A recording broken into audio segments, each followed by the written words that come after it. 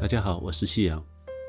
俗话说下吃黄鳝赛人参，今天买了1斤黄鳝，回家彻底清洗干净。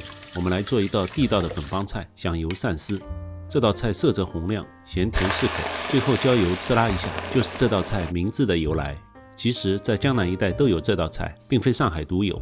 但要想把黄鳝做得好吃入味，没有腥味，完全还原老上海的味道，有3个步骤一定要做到：煸透、焖透、翻透。我来一一解释。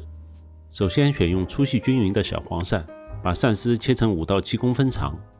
在杀黄鳝的时候会用开水烫，去除黄鳝身上的粘液，也起到去腥的作用。所以我们买回来以后，只要把它清洗干净，就不用再焯水了。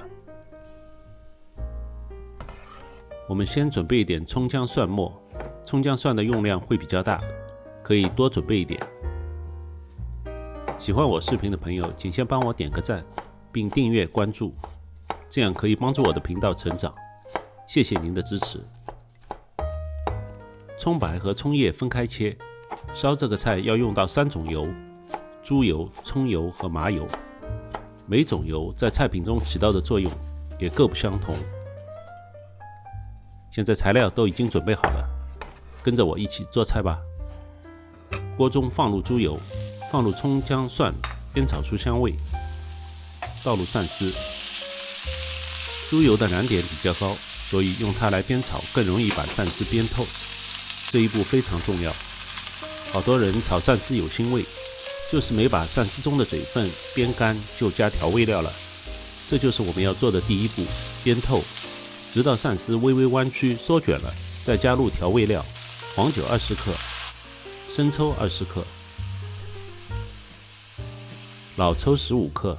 上海菜讲究浓油赤酱，老抽可以适当多加一点。加入15克白糖，加入50克清水，加入10克葱油。葱油可以起到乳化黄鳝油脂的作用，让汤汁更浓稠。加盖小火焖煮2到3分钟，把鳝丝彻底焖透，让鳝丝变得绵软，但又不失弹性。这也是第2个步骤，焖透。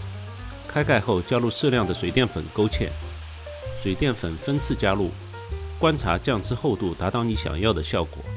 打开大火，边收汁边勾芡，然后把鳝丝彻底翻炒均匀，让芡汁均匀地包裹在每一根鳝丝上，并在锅中微微碳化，形成淡淡的焦香。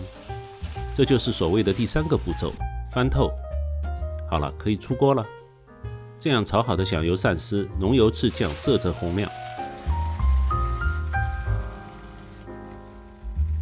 中间挖个坑，放入葱花，周围撒上胡椒，淋上滚烫的麻油。鳝丝浓浓的酱香被瞬间激发出来，拌着米饭吃2碗都不够啊！我是夕阳，别忘了订阅这个频道。谢谢您的收看，让我们下期再见。